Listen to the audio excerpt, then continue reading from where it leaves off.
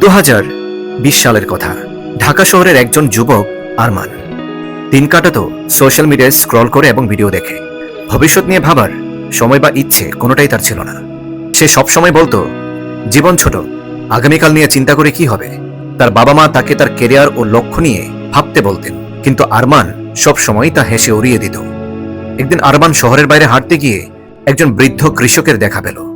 কৃষক তখন শুষ্ক ফাটা একটি জমিতে ছোট কফি গাছ রোপণ করছিল। আরমান কৌতূহল নিয়ে জিজ্ঞেস করল, এই শুষ্ক জমিতে কেন গাছ লাগাচ্ছেন?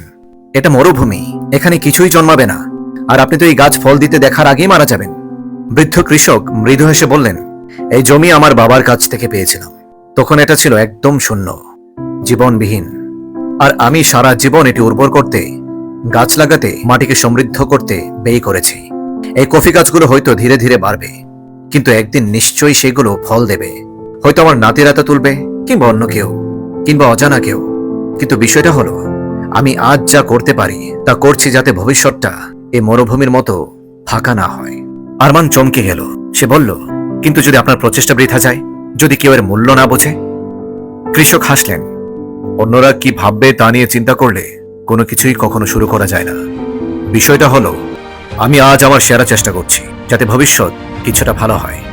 সেই রাতে আরমান কৃষকের কথা ভুলতে পারল না।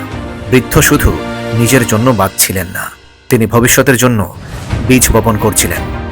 আরমান বুঝল, তার জীবনটা সেই শূন্য জমির মতো, অব্যবহৃত সম্ভাবনায় ভরা। যদি সে আজ তার নিজস্ব বীজ বপন না করে, একদিন হয়তো সে অনুশোচনা করবে। অনুপ্রাণিত হয়ে আরমান তার মানসিকতা বদলানোর সিদ্ধান্ত নিল। ছোট ছোট পদক্ষেপ নেওয়া শুরু করল, নিজের দক্ষতা বাড়াতে, স্বাস্থ্য ঠিক রাখতে এবং একটা উজ্জ্বল ভবিষ্যৎ গড়ার স্বপ্ন দেখতে। শুধু নিজের জন্য নয়, ভবিষ্যৎ প্রজন্মের জন্যও। কফি গাছগুলো ধীরে ধীরে বেড়ে উঠল, আরমানও তেমনি বেড়ে উঠল।